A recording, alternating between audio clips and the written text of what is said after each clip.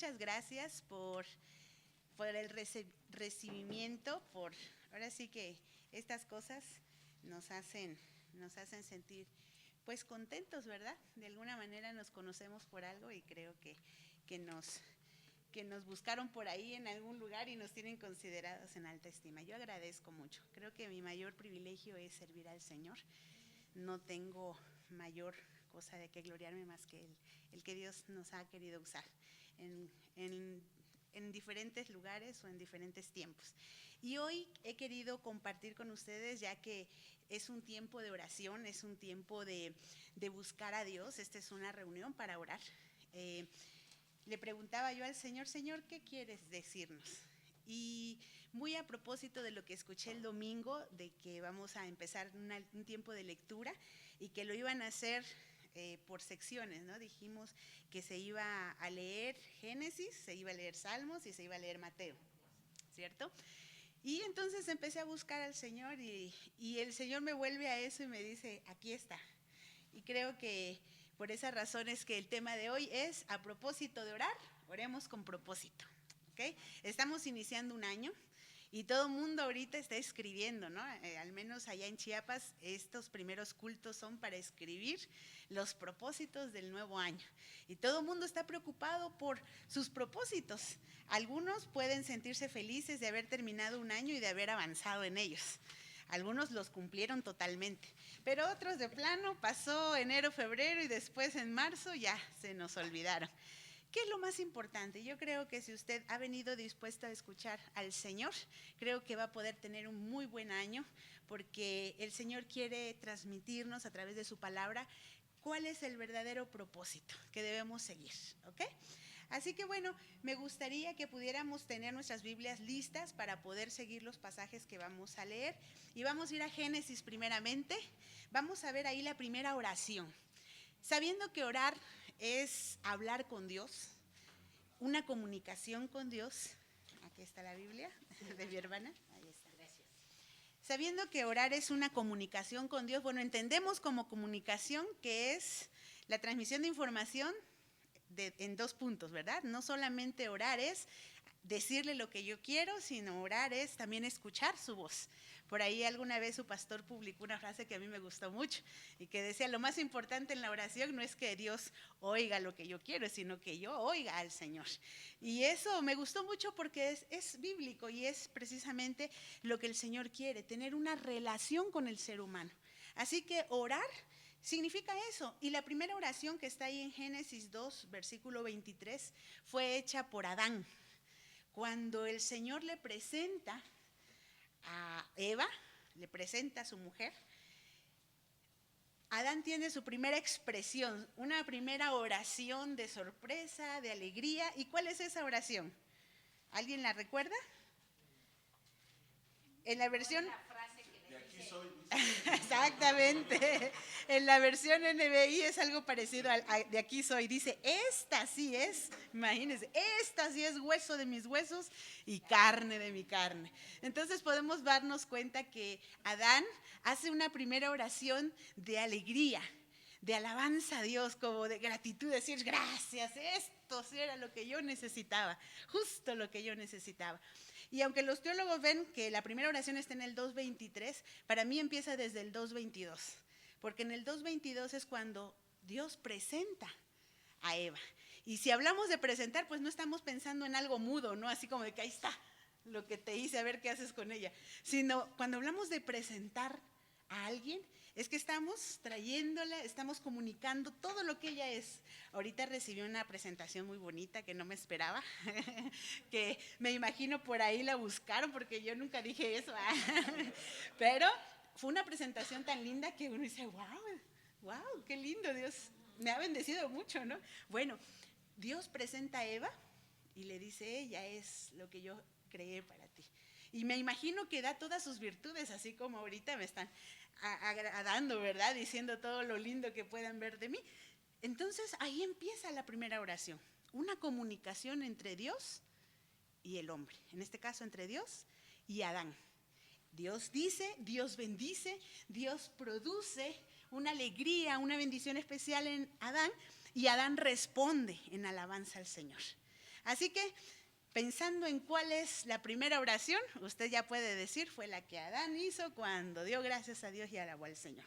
Ahora vamos a Salmos, que es la otra lectura que ustedes tenían que hacer y que espero que hayan hecho su tarea, ¿verdad?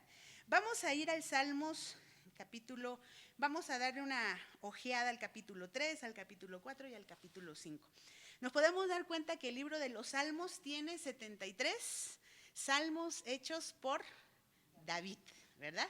Algunos dicen, los griegos dicen que 82, que le atribuyeron 82 en lugar de 75 por algunas características. Pero lo dejemos en 73. Más de la mitad de los salmos son oraciones, son frases que David hizo. Por eso lo puse como un ejemplo de experiencia de oración. Algunos dicen que oraba mínimo 3 veces porque el que era judío hacía esta práctica de oración mínimo 3 veces al día. Otros teólogos dicen que oraba entre 3 y 7 veces al día. Imagínense su vida de oración, ¿no? Entonces, pues nosotros no podríamos estar tan lejos. Si usted ese día platicando con mi hijo me dice, ya oramos mucho, ya oramos 5 veces en la mañana, cuando nos despertamos, cuando desayunamos, cuando comemos, cuando cenamos y cuando nos dormimos. 5 oraciones. Mire, si usted se propone orar al menos en esos momentos para dar gracias, ya oró 5 veces. Podríamos entonces proponernos llegarle al nivel de oración de David, ¿no? De 3 a 7 oraciones al día. Porque orar tiene muchos beneficios. Y David da testimonio de eso. Por ejemplo, en el 4, Salmo, si usted se da cuenta de todos los títulos de los salmos que están ahí, son oraciones. El 3 es oración matutina. El 4, oración vespertina, en la tarde, ¿no? El 5, ¿cómo dice el 5? Es una oración pidiendo que lo proteja el Señor. El 6, que es hasta el día de hoy, porque hoy es 6 de enero, también una oración pidiendo ahora misericordia. Entonces, David llevaba todo a orar. Eso nos expresa que David estaba en constante comunicación con Dios y había un fruto por eso. ¿Cuál era el fruto que puedo ver en David? Que da testimonio constantemente de esto. El 4, versículos 7 y 8 habla de que había gran gozo o alegría y seguridad. ¿Alguien tiene el versículo 7 y 8 del capítulo 4? Lo puede leer en voz alta, por favor. Tú diste alegría a mi corazón, mayor que la de ellos cuando abundaba su grano y su mosto. En paz me acostaré y asimismo dormiré, porque solo tú, Jehová, me haces vivir confiado. Tú diste alegría, y luego el siguiente verso, en paz me acostaré. ¿Qué dice el capítulo 5, versículo 11 y 12? Nos vuelve a reafirmar este mismo testimonio.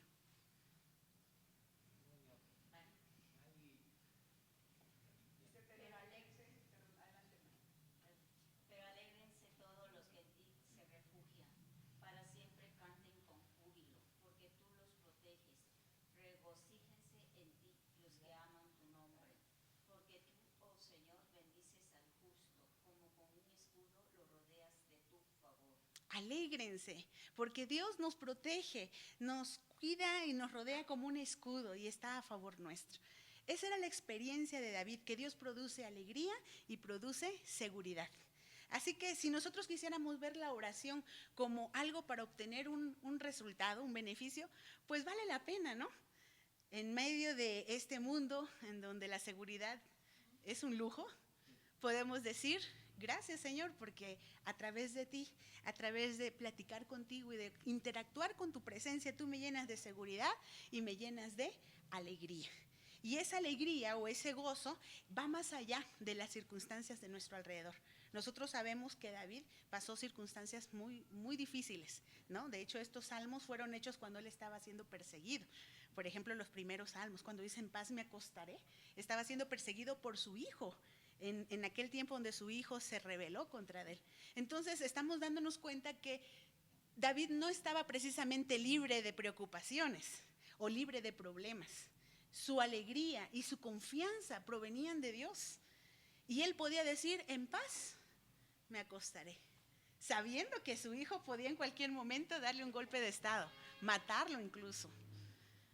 Él sabía que Dios estaba con él y podía sentir ese gozo, esa tranquilidad de vivir aún en medio de las dificultades. Así que bien vale la pena entonces tener estas experiencias de oración. Así que ahora que se están proponiendo orar, ¿verdad? Tanto en grupo, por ahí supe que hay un grupo, bueno, orar por grupos, por ministerios, por peticiones específicas, como una vida de oración. Como iglesia, los martes se van a reunir para orar tal vez, pero como cristianos todos los días debe ser nuestra seguridad y nuestra alegría el pasar tiempo con Dios. Salmos 16, versículo 8 al 11, habla también de esta seguridad, pero en especial el versículo, bueno, vamos a leerlo porque está muy bonito. Salmos 16, del verso 8 al 11, me gustaría que lo leyeran todos, al mismo tiempo, a la cuenta de 3, ¿le parece? ¿Ya lo tienen? 1, 2, 16 del verso 8 al verso 11. 1, 2, 3. A Jehová he puesto siempre delante de mí, porque está a mi diestra, no seré conmovido. Se alegró por tanto mi corazón y se gozó mi alma. Mi alma te reposará confiadamente, porque no dejarás mi alma en Seol, ni permitirás que tus santos vean corrupción. Me mostrarás la senda de la vida, en tu presencia hay Plenitud de gozo y delicias a tu diestra para siempre. Miren, otra vez la reafirmación de su experiencia. Hay confianza en el que en el que busca el Señor. Y luego dice, me mostrarás la senda de la vida. En otras palabras, me vas a enseñar cómo debo vivir en este mundo. Y puedo experimentar que en medio de eso hay plenitud de gozo. Y delicias estando a tu lado para siempre. Qué lindo, ¿no? Qué bonito testimonio que un hombre de oración nos está dando y que bien vale la pena imitar. Pero vamos con el líder de nuestra vida, de nuestro corazón, de nuestra fe, que es nuestro Señor Jesús. Vamos al Evangelio según Mateo, capítulo 6. Me quedé todos los capítulos hasta el 6 porque estamos en 6 de enero, ¿no? Entonces, hasta aquí llegó nuestra lectura y espero que esto les permita disfrutar lo que leyeron o lo que van a leer. Mateo 6, versículo 5. Nuestro Señor Jesús nos va a hablar acerca de la oración. Y si ustedes pues ven el contexto, desde el capítulo 5 empieza un sermón que se llama el Sermón del Monte. Y llega hasta aproximadamente el capítulo 8. Así que esto es parte de la porción de que Jesús nos está enseñando y Él habla de diferentes temas. Habla de la limosna, habla del ayuno, habla de la oración. Pero inicia muy interesantemente, porque ese es el énfasis que Él está dando. El verso 1, por ejemplo, dice, guardaos de hacer vuestra justicia delante de los hombres para ser vistos de ellos. Y luego cuando inicia la sección de la oración, el verso 5 dice, cuando ores no seas como los hipócritas, porque ellos aman el orar de pie. Entonces vemos que Jesús está dando un énfasis especial. Vamos al verso 16, el ayuno. Cuando ayunéis no seáis austeros como los hipócritas. ¿Cómo es posible que nuestro Señor Jesús al inicio de cada tema está dando énfasis para diferenciar entre el que es o practica la vida religiosa o las prácticas espirituales de una manera superficial o de manera hipócrita, como Él lo llama, y entre el que Él quiere? Él hace énfasis en todo este sermón precisamente porque se ha dado cuenta que la ley, todo lo que Dios le transmitió a su pueblo para hacer, estaba siendo malinterpretado. Estaba siendo practicado de una manera distinta a la voluntad de Dios. Y entonces es Jesús quien viene a dar el espíritu de esa ley. ¿Cuál era el propósito real, esencial de lo que se escribió, de lo que se pidió? Y es por eso que Jesús en este sermón está haciendo la diferencia entre una vida superficial, hipócrita, que busca agradar a los hombres y ser visto por los hombres, y una vida devocional que a Él le agrada o que al Padre le agrada. Entonces, cuando nosotros leemos y vemos que dice, cuando ores, verso 6, mas tú cuando ores, entra en tu aposento y cerrada la puerta, ora a tu Padre que está en secreto, y tu Padre que ve en lo secreto te recompensará en público. No se está refiriendo específicamente a que nosotros tenemos que orar siempre encerrados, siempre escondidos, sino está más bien haciendo la diferencia entre lo que hacen los hipócritas y el que hace alguien que de verdad ama a Dios. Y dice, si tú quieres ser como los hipócritas, bueno, siempre vas a estar orando cuando te ven. cuando te publican, cuando te invitan, cuando te convocan, cuando hay una necesidad y los demás lo saben.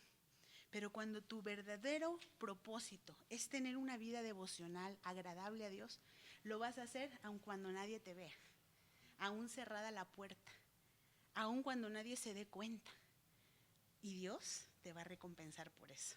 Entonces, ¿cuál es el verdadero propósito de la oración?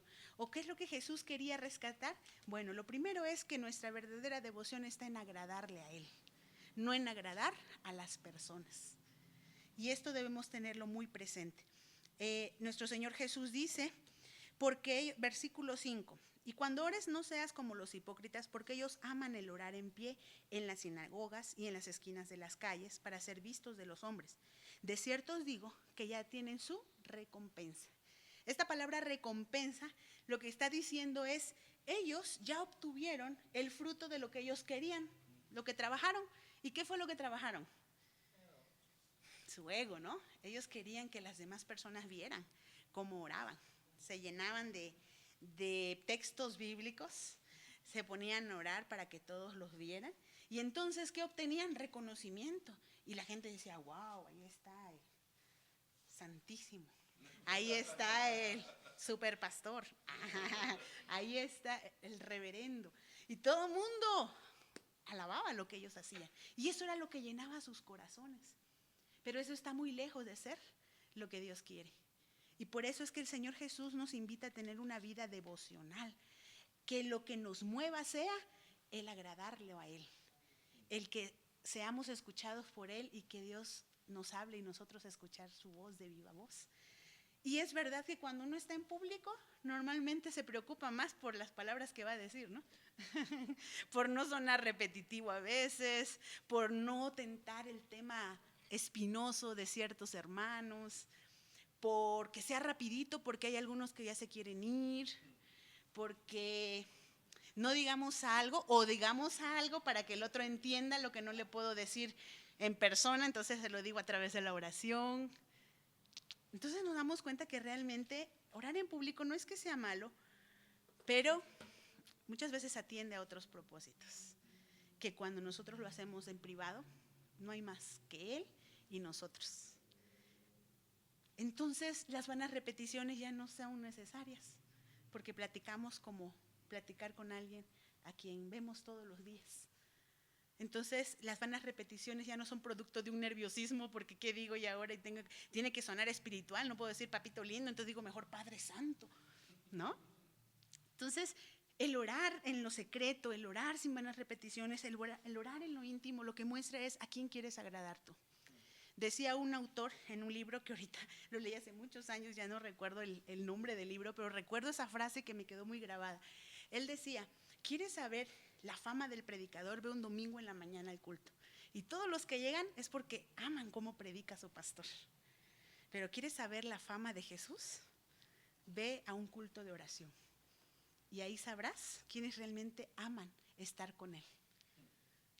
Si ese fuera nuestro medidor, ¿cómo estaría nuestra iglesia? ¿Cuál sería la calificación que le podríamos dar? Ayer, híjoles, escuché que se sorprendieron, ¿verdad? De que había, no sé, una cantidad. Les dije que esto era íntimo, así que allá ustedes si lo publican. Entonces, podemos darnos cuenta que la vida de oración es un termómetro también. Y el Señor Jesús quería que fuera para cumplir también los propósitos de Dios. Lo primero es para agradarle a Él, pero lo segundo es para cumplir su voluntad. Si ustedes ven en el Padre Nuestro, Él resalta esa frase. Y hágase tu voluntad como en el cielo. O sea, así como los ángeles obedecen al Fa, a lo primero que el Señor dice, así nosotros también en la tierra, cuando sepamos lo que Dios nos dice, obedezcamos, así como los ángeles. Ese es el deseo de nuestro Señor. Que este año, 2026, pueda ser un año en donde todos sus hijos estén dispuestos a obedecer, tal como lo hacen los ángeles. Y esto, hermanos, va a cambiar y a revolucionar nuestra vida, no solo espiritual, sino nuestra vida en nuestro alrededor. nuestro corazón va a estar ferviente, nuestra vista va a ser como la del Señor y vamos a poder ver a las personas con más misericordia, con más amor, con más pasión, con más empatía, como dicen los sociólogos. Cumplir entonces mis propósitos no son tan importantes como cumplir los propósitos de Dios. Y no que no esté bien tener propósitos, pero que nuestros propósitos estén alineados a los de Él. Eso es lo que realmente hace que vayas a tener un año bendecido, lleno de prosperidad. Cuando tus propósitos se alinean a los propósitos de Dios. Nos encanta leer salmos como aquel que dice que si nosotros buscamos al Señor y nos deleitamos en Él, dice, deleítate a sí mismo en Jehová y Él te concederá las peticiones de tu corazón. Esos textos son favoritos para iniciar el año, ¿no? Jehová cumplirá su propósito en mí, más o menos. Pero la frase que dice el Padre Nuestro, que el Señor Jesús nos enseña para orar, que dice, no se haga mi voluntad, sino la tuya. O así como se hace la voluntad en el cielo, se haga en la tierra. Eso sí está difícil. Y eso no cualquiera se atreve a decirlo. Pero los hijos de Dios, los que quieren agradarle a Él, lo vamos a hacer. Y ese es mi deseo, que ustedes puedan orar así en este año. Que todas sus oraciones incluyan, Señor, que se haga tu voluntad en mi vida y no la mía. Como lo dijo Jesús, ¿no?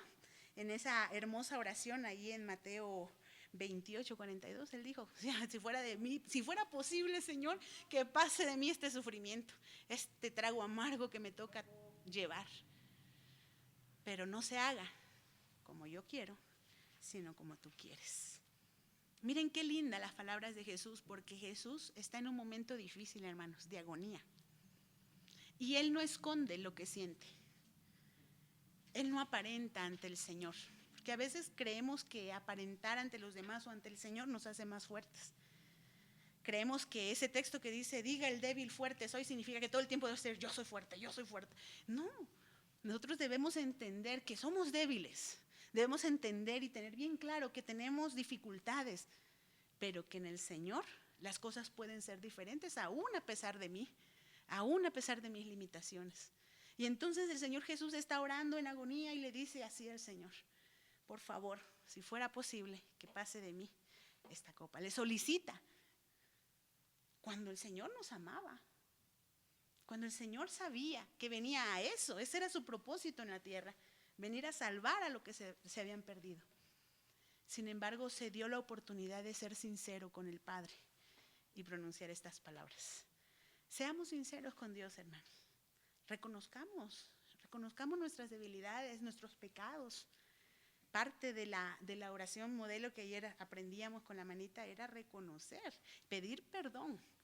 Y cuán humildes nos mantiene el reconocer que tenemos defectos, que hemos pecado.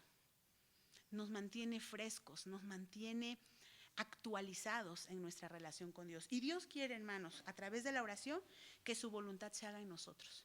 En el Padre Nuestro pueden ver varias cosas, como el perdonar, como el vivir sin pecar, y no nos dejes caer en tentación, como el estar bien y tener el pan diario, que el Señor siempre quiere proveernos, y a veces no hay para comer.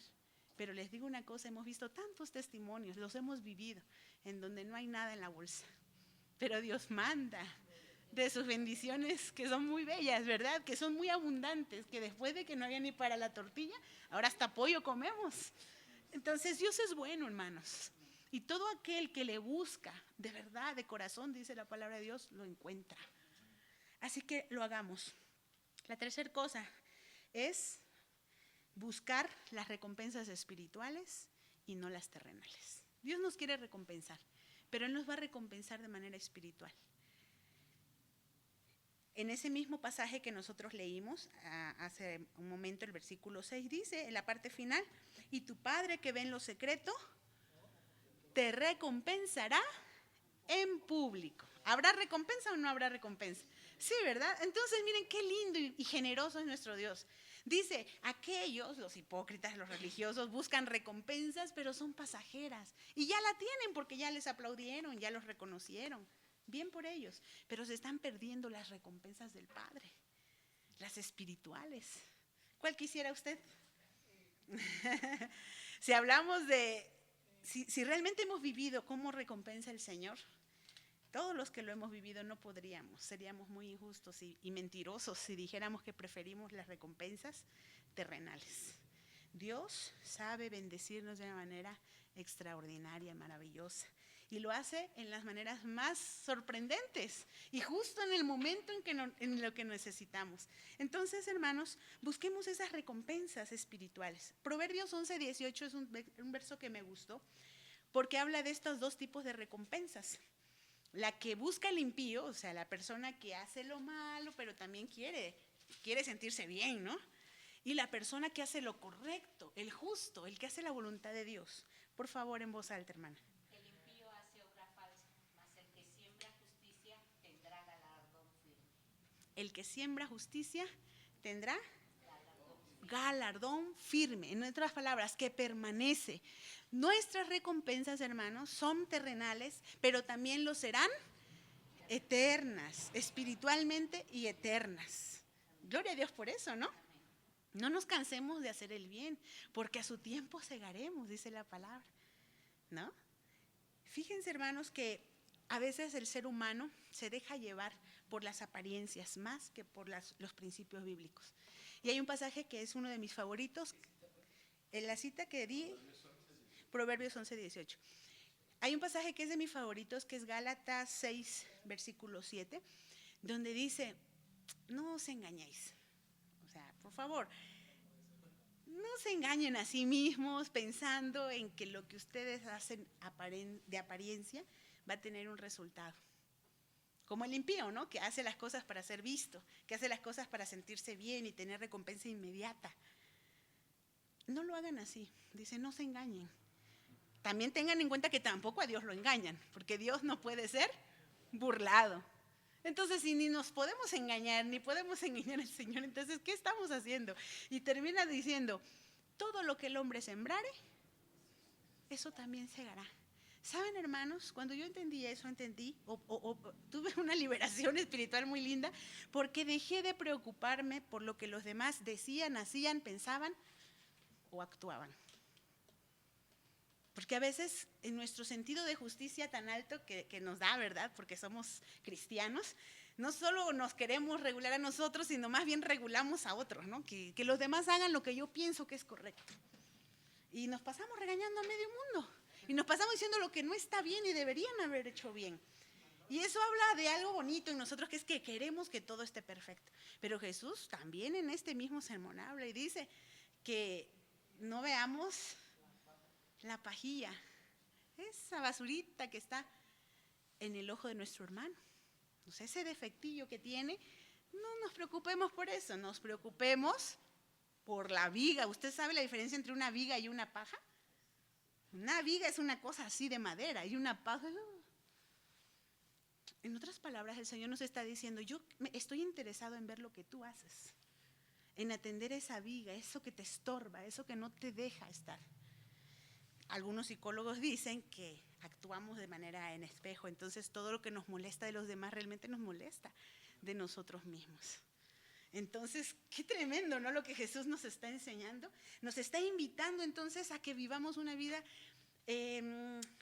genuina, sin apariencias, sincera delante de Él, en donde seamos nosotros viéndonos constantemente y revisando, ¿estoy haciendo la voluntad de Dios? ¿Las recompensas que voy a obtener son espirituales o son inmediatas, terrenales? El Señor conoce nuestros corazones y la Biblia lo dice constantemente. Y Jesús, conociendo sus corazones, ¡ay, eso taladra nuestra mente!, ¿no? Bueno, si Él lo conoce, entonces bien sería ponernos a cuentas y decir, Señor, perdónanos. Perdónanos porque a veces estamos más preocupados por nuestro entorno en lugar de atender lo que tú quieres que yo vea, que es mi corazón, que es que yo sepa perdonar, que es que yo sepa compartir el pan, que es que yo sepa vivir libre de las tentaciones, sin caer en las tentaciones, que es que yo aprenda a buscarte de una manera devocional, constante, y que al fin de cuentas me importe muy poco todo lo demás más que lo que tú opinas.